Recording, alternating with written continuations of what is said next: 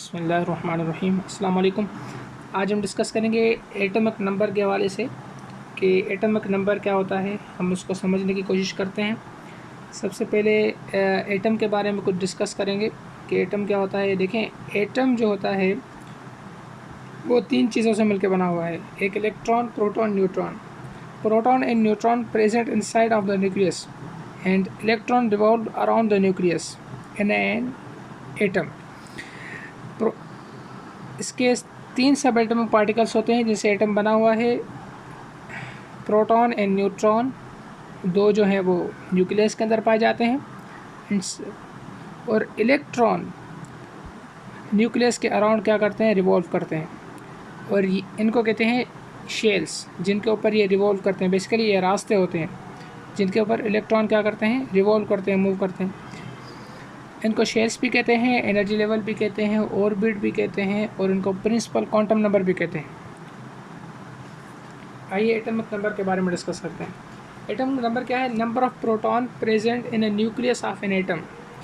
यानी कि किसी भी एक एटम के न्यूक्लियस के अंदर जो प्रोटॉन के नंबर प्रेजेंट हैं उसके नंबर को एटॉमिक नंबर कहते हैं। यानी कि फॉर एग्ज़ाम्पल ये हाइड्रोजन का एक एटम, तो हाइड्रोजन के एक एटम के अंदर इसका एटॉमिक नंबर है 1। यानी कि इसका जितना एटॉमिक नंबर होगा उतने इसके अंदर प्रोटॉन मौजूद होंगे। जैसे हीलियम का एटॉमिक नंबर है 2, तो इसके अंदर प्रोटॉन कितने होंगे? 2 मौजूद होंगे। यानी कि जितना नंबर इसका एटॉमिक नंबर होगा उतने ही इसके अंदर प्रोटॉन मौजूद होंगे। दूसरी definition, number of proton and electron present in an atom is known as atomic number. यहाँ पर मैंने न्यूक्लियस की बात की, प्रोटॉन प्रेजेंट, क्योंकि प्रोटॉन जो प्रेजेंट होते हैं वो न्यूक्लियस के अंदर होते हैं। और यहाँ पर मैंने न्यूक्लियस की बात नहीं की क्योंकि फ़कत प्रोटॉन न्यूक्लियस के अंदर प्रेजेंट होते हैं, electron around the nucleus move करते हैं। यानी कि न्यूक्लियस के बाहर मौजूद है, न्यूक्लियस के अंदर तो प्रोटॉन एंड न्यूट्रॉन मौजूद है। तो यानी कि एटॉमिक नंबर हमें प्रोटॉन के बारे में भी बताता है, मगर दूसरी कंडीशन ये है कि ये प्रोटॉन एंड इलेक्ट्रॉन दोनों के बारे में बताता है। यानी कि जितना इसका एटॉमिक नंबर होगा किसी एटम का, उतने ही इसके अंदर प्रोटॉन होंगे, उतने ही इलेक्ट्रॉन होंगे। यानी कि प्रोटॉन एंड इलेक्ट्रॉन की जो तादाद होगी वो क्या होगी? सेम होगी। ये कंडीशन जो फर्स्ट वाली कंडीशन है ये अप्लाई होती है, यानी कि तब अप्लाई होगी यानी कि किसी भी एलिमेंट के ऊपर कोई चार्ज होगा। जैसे मैं सोडियम लिख लेता हूँ, तो सोडियम के ऊपर +1 चार्ज है। +1 का मतलब है कि प्लस का मतलब है लॉस करना, क्या? Loss of electron. और माइनस चार्ज का मतलब है गेन ऑफ इलेक्ट्रॉन।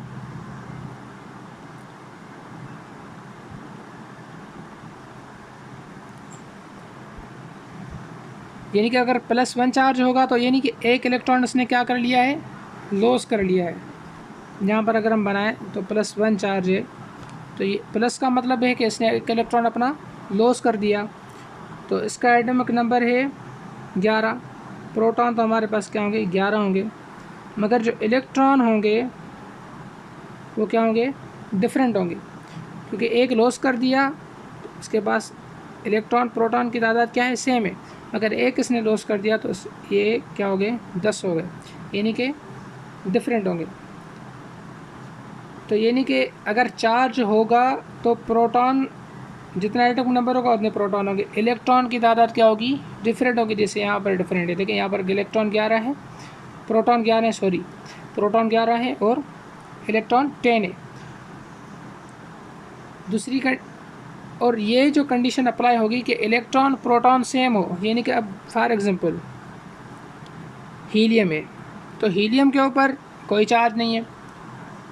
क्यों कोई चार्ज नहीं है? क्योंकि इसका ऑक्टेट कंप्लीट है। इसका जो वैलेंस शेल है उसके अंदर पहला शेल है, तो पहले शेल के अंदर 2 इलेक्ट्रॉन आते हैं, तो इसका वैलेंस शेल क्या है?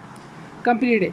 जब इसका वैलेंस शेल कंप्लीट है, ये इसका न्यूक्लियस, जब इसका वैलेंस शेल कंप्लीट है तो इसके ऊपर ये स्टेबल कहलाया जाएगा। तो यानी कि इसके ऊपर कोई भी चार्ज नहीं होगा। जब इसके ऊपर कोई चार्ज नहीं होगा तो इसके अंदर इलेक्ट्रॉन एंड प्रोटॉन, इनकी जो तादाद है वो क्या होगी, सेम होगी। इसका एटम नंबर है 2, तो 2 इलेक्ट्रॉन होंगे, 2 प्रोटॉन होंगे। आइए कोई और एलिमेंट की एग्जाम्पल लेके समझते हैं। देखें नियोन का अगर हम देखें तो पहले इसका एटम नंबर है 10, तो फर्स्ट शेल के अंदर हमेशा 2 इलेक्ट्रॉन मौजूद होते हैं, 2 इलेक्ट्रॉन। सेकंड शेल के अंदर 8 इलेक्ट्रॉन, तो इसका एटमिक नंबर है 10। तो फर्स्ट शेल भी कम्प्लीटली फिल्ड है, एंड सेकंड जो बैलेंस शेल है इसका, ये भी कम्प्लीटली फिल्ड है। जब कम्प्लीटली फिल्ड है तो ये भी क्या कहलाया जाएगा कि क्या है, ये भी स्टेबल है। तो स्टेबल जो भी एलिमेंट होंगे उसके ऊपर कोई भी चार्ज नहीं होगा। जब उसके ऊपर कोई चार्ज नहीं होगा तो उसके अंदर जो इलेक्ट्रॉन हैं वो भी सेम होंगे और प्रोटॉन भी 10 अगर प्रोटॉन हो गए तो 10 इलेक्ट्रॉन होंगे। तो यानी कि ये कंडीशन, ये 2 डेफिनेशन से ये तब डेफिनेशन तब अप्लाई होगी, यानी कि किसी भी एलिमेंट एटम, कोई भी एटम होगा वो चार्ज शो करेगा। ये डेफिनेशन तब अप्लाई होगी यानी कि कोई भी एटम है वो चार्ज शो नहीं कर रहा, तो उसके अंदर चार्ज अगर शो नहीं करेगा तो प्रोटॉन एंड इलेक्ट्रॉन की जो तादाद नंबर होंगे वो क्या होंगे, सेम होंगे। अगर साइन शो करेगा, चार्ज शो करेगा प्लस या माइनस, तो क्या होंगे, इलेक्ट्रॉन की तादाद क्या होगी, डिफरेंट होगी।